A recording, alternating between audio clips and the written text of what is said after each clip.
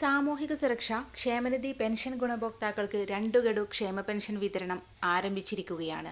കൈകളിലേക്ക് നേരത്തെ തന്നെ വിതരണം ആരംഭിച്ചിരുന്നെങ്കിലും ഇന്നാണ് അക്കൗണ്ടുകളിലേക്കുള്ള വിതരണം ആരംഭിച്ചിരിക്കുന്നത്. 3200 രൂപ വീതമാണ് ഗുണഭോക്താക്കൾക്ക് എത്തിത്തുടങ്ങിയത്. ഇതിനായി തുക നേരത്തെ തന്നെ അനുവദിച്ചിരുന്നു. മെയ് മാസത്തെ പെൻഷനോടൊപ്പം 1 ഗഡു കുടിശ്ശിക കൂടിയാണ് വിതരണം ചെയ്യുന്നത്.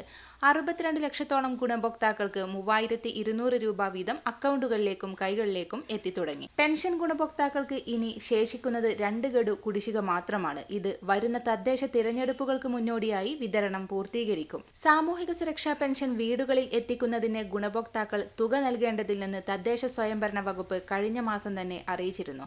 പെൻഷൻ വിതരണത്തിനായി സഹകരണ സംഘങ്ങൾക്ക് ഓരോ ഗുണഭോക്താവിനും 30 രൂപ ഇൻസെന്റീവായി സർക്കാർ തന്നെ അനുവദിക്കുന്നുണ്ട്.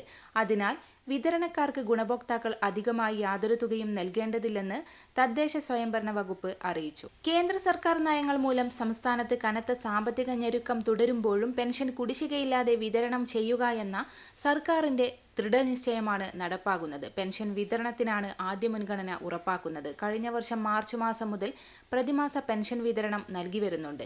ഈ സർക്കാർ വന്ന ശേഷം 35,400 കോടിയോളം രൂപയാണ് ക്ഷേമ പെൻഷൻ വിതരണത്തിനായി അനുവദിച്ചിരിക്കുന്നത്. തുക അക്കൗണ്ടുകളിൽ ക്രെഡിറ്റ് ആയവർ ആ വിവരം കമന്റിലൂടെ അറിയിക്കുക. എല്ലാവിധ സർക്കാർ അറിയിപ്പുകൾക്കുമായി ഈ ചാനൽ സബ്സ്ക്രൈബ് ചെയ്യുക.